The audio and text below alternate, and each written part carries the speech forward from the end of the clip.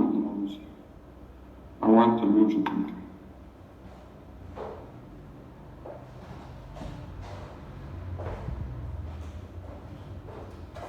Ok, por favor me confirma si se ve la diapositiva. Ay, Sí, doctor. Tu acuario. Mi acuario. Sí, bueno. Bueno, vamos a ver ahora el genital femenino. Y bueno, también va a haber un órgano productor, va a haber una vía y también va a haber, no un órgano copulador, pero sí va a haber no órgano, tampoco así, sino va a haber una cavidad que va a alojar a un órgano copulador, ¿no? Bueno, ¿qué es esto? Ya, primeramente, el órgano productor es el ovario, ¿ya? El ovario tiene una forma ovoidea de 3 centímetros de longitud aproximadamente, 3 centímetros, 2 centímetros transversalmente, y es que esta parte ya es un ángulo medial y esto es una base lateral, ¿ok? No sé si me hago entender. Toda esta va a ser la cara lateral y la otra va a ser la medial. Bueno, tiene 3 centímetros de longitud, 2 transversalmente y 1 centímetro de grosor. ¿Okay? Son sus medidas, son las medidas que vamos a encontrar en el ovario. El ovario sabemos bien que va a contener ovocitos en las cuales van a llegar a madurar, ¿no es cierto? Ahí tenemos justamente los ovarios, miren, 3 centímetros, ahora sí, 2 centímetros transversalmente y 1 centímetro de grosor. Tiene una cara lateral que va a estar mirando hacia la cavidad pélvica, va a estar mirando a la pared pélvica, ¿ya? Una cara lateral. Una cara medial que está mirando a la cavidad pélvica, ¿sí? A toda esta fosa de acá. Muy bien, pues como le estaba diciendo, es que el ovario va a llegar a madurar un óvulo, ¿no? Un óvulo y luego obviamente que va a ser recepcionado por las trompas de falopio. Pero acá lo que les quiero decir que el ovario va a estar fijado por 3 ligamentos. Primero, tengo un extremo proximal o un extremo medial que se va a fijar con el borde lateral del útero por medio de este ligamento que se llama ligamento propio del ovario. Ligamento propio del ovario. Tiene un extremo lateral o distal que se va a estar fijando con la trompa de falopio mediante este ligamento llamado ligamento suspensorio del ovario. Suspensorio del ovario. Por encima de este ligamento vamos a encontrar una franja, otro tipo de ligamento que se llama franja ovárica, la franja ovárica. Y también se va a fijar con el istmo, ¿ya? Con el istmo de la trompa de falopio por medio de este ligamento, ¿ya? Que se llama mesoovario. Entonces tenemos 2 ligamentos, tenemos una franja y tenemos un mesoovario. ¿Ok? Es así como se va a fijar este órgano. Bueno, es el órgano productor. Ahora vamos a tener vamos a tener una vía por la cual va a estar recorriendo el óvulo. Una vez madurado el óvulo, son atraídos por la trompa de falopio. Y vamos a dividir en 4 partes la trompa de falopio. La primera porción, bueno, ¿cuánto llega a medir? Llega a medir de 12 a 15 centímetros de longitud aproximadamente, ¿ya? Tenemos primeramente la porción uterina, una pequeña porción de 1 centímetro aproximadamente. Luego tenemos el istmo de la trompa, luego la parte más voluminosa que es la ampolla, ahí tenemos la ampolla. Luego tenemos toda esta porción que se llama infundíbulo. Ahí está escrito, infundíbulo. Y por último, el infundíbulo va a presentar pequeñas franjitas que se llaman fimbrias. Estas fimbrias, cuando el óvulo está madurando, está saliendo, actúan como una barredora que van a estar limpiando toda la salida del óvulo, ¿sí? Y al barrer, atrapan el óvulo maduro y es transportado por la trompa de falopio. A nivel de la ampolla es donde este óvulo maduro tiene que ser fecundado, ¿no? Tiene que ser fecundado. Entonces ya sabemos que el óvulo no va a ser fecundado en el útero, sino en la trompa de falopio, más específico en la ampolla de la trompa. ¿Ok? Y bueno, esta trompa va a estar llevando ese óvulo hacia esta gran cavidad que se llama útero, que es donde va a crecer o se va a dividir ese óvulo, ¿no? Y van a formar obviamente un nuevo ser. Si ese óvulo no llegase hasta el cuerpo uterino y llegase a crecer y a producir la división del óvulo, estaríamos hablando de un embarazo ectópico, ¿no? Es decir, fuera del útero. Un embarazo ectópico es riesgoso para una mujer, más allá de que pueda llegar a haber un aborto, la mujer puede llegar a morir. ¿No? Luego acá tenemos el útero. El útero es una cavidad triangular donde va a tener capas. ¿Cuáles son las capas del útero? Perimetrio, miometrio y endometrio. Muy bien. Perimetrio es la masa externa, miometrio es la capa muscular y el endometrio es la capa más interna. Muy bien. Es más tejido muscular. Yo creo que a ustedes les había hablado el por qué, lo que es restauración y reparación. Sí les hablé, ¿cierto? Sí, ¿no? ¿Cómo se llega a reparar? ¿Cuánto tiempo dura una cicatrización? Sí les hablé, ¿cierto? Que recuerde yo no, doctor. Porque había la regeneración y lo que es la reparación. Eso, ¿por qué hablé? No me acuerdo. Sí les hablé, chicos. ¿No? Yo me acuerdo que sí. Bueno, es que de acá, de este grupo, van como 10 nomás a clases, no van más. Y bueno, entonces, cuando se hace una cesárea, obviamente se va a cortar en la parte media. Hemos dicho que vamos a tener dos tipos de reparaciones ante una herida. Una, la que puede ser por regeneración, donde no va a haber lesiones a las células madres, y otra que va a ser justamente la restauración.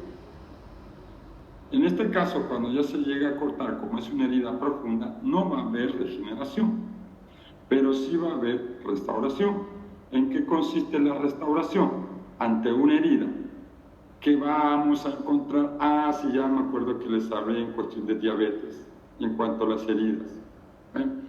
Que va a haber ahí colágeno tipo 1, va a haber tejido conjuntivo, tejido fibrótico y la angiogénesis, ¿no es cierto? Y bueno, me acordé ya que les hablé eso. Entonces, es por eso que esta pequeña cavidad, que llega a medir aproximadamente 7,5 centímetros en una mujer nuligesta. Nuligesta significa que no ha tenido hijos.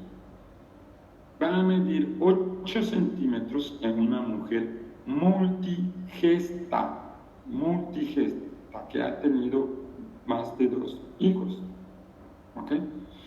Bueno, pero, nomás para que vean, pero se tiene que llegar a extender aproximadamente unos 25 a 30 centímetros aproximadamente. así como se llega a estirar. ¿Okay? Y bueno, entonces así, ¿ok? Tiene una base superior que la vamos a llamar el fondo del útero. Luego tenemos la parte media que es el cuerpo, ahí tenemos. Luego vamos a tener la parte media que es el istmo uterino. Y por último vamos a tener el cuello uterino. Ahí tenemos el útero, ahí tenemos la trompa de falopio, ahí tenemos el ovario. ¿Ven? Y bueno, acá vamos a tener obviamente todo lo que es la parte anterior, y aquí vamos a tener la parte posterior donde está el recto. Ahí tenemos un poliquístico ovárico, ¿ya? Quistes ovarios, ¿ven? Miren que son varios. A eso se llama síndrome poliquístico, ¿ya? Un ovario poliquístico. Ahí también vemos un ovario poliquístico. Miren los quistes, así son los quistes, chicos. Ahí también tenemos un quiste ovario bastante grande. Y bueno, ahí tenemos nuevamente las trompas, y ahí tenemos un óvulo, ¿vean? ¿Ven? Y se va a llegar directamente hacia la ampolla. Y como les dije, miren, el miometrio es grueso, es bastante grueso, es que necesita resistencia a esa cavidad para alojar a un feto, ¿no? Y ahí tenemos obviamente que es el istmo, y ahí tenemos el cuello uterino. Vamos a verlo de otra manera. Cuello. Ahí tenemos un cuello uterino. Miren, todo esto es el canal vaginal, ¿sí? Presentan estrías, como verán acá, estrías, porque el canal vaginal llega a medir alrededor de 7 centímetros, no mide más, pero el canal vaginal es elástico, se va a acomodar de acuerdo al órgano copulador, ¿sí? Porque sabemos que el órgano en estado eréctil llega a medir 15 centímetros aproximadamente, ¿no? Entonces se llega a estirar, ¿ok? Bien, pero ahí tenemos el cuello uterino. ¿Cuál es la diferencia del cuello uterino entre una primigesta y una multigesta? En que la multigesta llega a tener un cuello uterino ovalado, ¿ya? Ovalado. Y tienen dentro de 7 milímetros, 75 milímetros, no, perdón, 7.5, estoy mal ya, 7.5 milímetros a 8 milímetros aproximadamente de diámetro, ¿ok? No llega más. En cambio, una mujer primigesta mide alrededor de 7 milímetros, es más pequeño y es redondo. Bueno, vamos a ver acá. Miren, esta es una multigesta porque es ovalado. Mide entre 7.5 a 8 milímetros de diámetro, ¿sí? En cambio, acá vemos una mujer primigesta, primi y multi, ¿ya? Bueno, y es muy necesario, por eso, chicos, que en este canal vaginal, cuando una mujer tiene su primer acto sexual, tiene la obligación de hacerse un examen citológico, es decir, Papa Nicolau, ¿ya? Porque vamos a tener lesiones a nivel del cuello uterino, peor todavía lo que es el virus papilomas humano. El hombre lo tiene, es asintomático en el hombre, pero muchas veces se presentan con unos pequeños quistes o unas verruguitas que va a tener el hombre alrededor del glande y en la región perineal, ¿ya? Ese es el signo más característico de una persona que tiene activo el virus papilomas humano. Ese virus va a ser más traumático en la mujer, porque en la mujer va a producir lesión a nivel del cuello uterino y va a llegar justamente a una úlcera uterina, y al cual después de la úlcera va a llegar a un cáncer, ¿ya? Entonces hay que tener mucho cuidado. He tenido muchas pacientes con úlceras. Entonces eso lo que hay que hacer es justamente cremar, ¿sí? Hay que cauterizar todo eso. Creo que tengo una imagen más adelante. A ver, vamos a ver. Esta es una úlcera, ¿ya? Así se ve una úlcera, chicos. Esto se va a propagar. Después de esto viene lo que es el cáncer de útero. Y es por eso que después tenemos bastante muertes maternas o muertes de mujeres con cáncer de útero. Y esto obviamente producido, no es producido justamente por un virus papilomas humano. Entonces, no hay que dejarse pasar. Por eso es necesario que cada año se haga un examen de Papa Nicolau una vez ya hayan tenido su primera relación. ¿Ok? Primera relación sexual. Bueno. Y bueno, ahí justamente el orificio. Me hicieron acuerdo una anécdota. Cuando yo era interno, me peleaba más por las mujeres multigesta que con las primis. ¿Por qué? Porque las mujeres primigesta, como son su primera vez que van a tener un hijo, sabemos que es doloroso, digamos, ¿no? Pero no tanto el dolor como tiene el hombre, ¿no? Pero bueno, el parto sí es doloroso, por lo que se ve reflejado en muchas mujeres. Pero bueno, y cuando es su primera vez, a veces retiene, porque a veces la mujer siente tener necesidades de orinar, pero a veces se retiene, o cuando viene dolor, retiene el dolor para que no le venga más fuerte. Entonces, a veces este orificio, vean, como les dije, mide de 7.7 milímetros a 7.5 milímetros, tiene que extenderse hasta 10 centímetros. 10 centímetros de diámetro tiene que tener este orificio, que ni siquiera mide ni 1 centímetro. ¿Ya? Entonces, cuando es una primigesta, cuesta que llegue a dilatar. Me puede tocar horas estar ahí al pendiente de la mujer que está en estado de gestación y ya preparándose para el parto. Puede tardar horas y horas, ¿entienden? Estar controlándole cada hora, ver la compresión abdominal, y bueno, entonces, en cambio, a una mujer multigesta, cuando entra a la sala de espera, se le hace el tacto, está en 4 centímetros, 3 centímetros, no, ya, directamente a sala de parto, y ya ponernos los cascos, los guantes y listo para recibir al neonato, ¿no? Es que es rápido, las mujeres multigestas dilatan rápido, hay que tener mucho cuidado con eso. En cambio, las primis tardan, por eso es que nosotros en el internado nos peleamos. Multigesta, ya, yo, y yo. Y cuando la primi no lo querían, porque obviamente tenían que estar ahí al pendiente, no ir a almorzar por estar al pendiente de él, ¿no?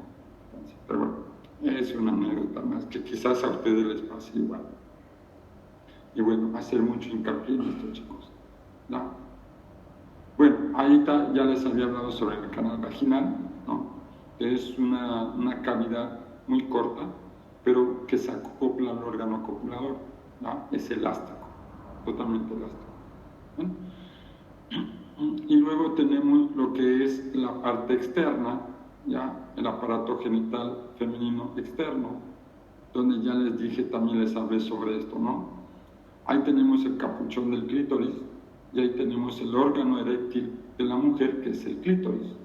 Ahí tenemos los labios menores, y ahí tenemos los labios mayores, ¿sí? Bien debajo del clítoris, como les dije, ahí tenemos el meato urinario, ¿no? Meato urinario. Y acá abajo ya tenemos el orificio vaginal, ¿ok? Bueno, esto lo que están viendo es una flebitis, ¿ya? Es una flebitis, no es más que una trombo vascular que va a encontrarse acá, ¿no? Pero bueno, esto es simplemente se hace mediante tratamiento, ¿no? O directamente quirúrgico, donde se llega a diseccionar y obviamente vaciar todo ese cuerpo.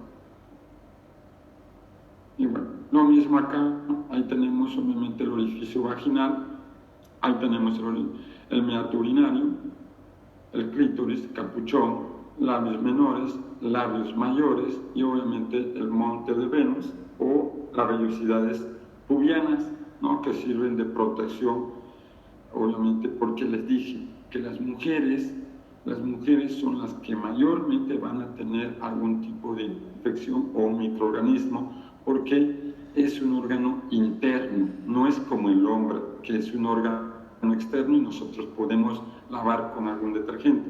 En cambio, la mujer no debe usar detergentes para el lavado, simplemente con agua, ¿ya?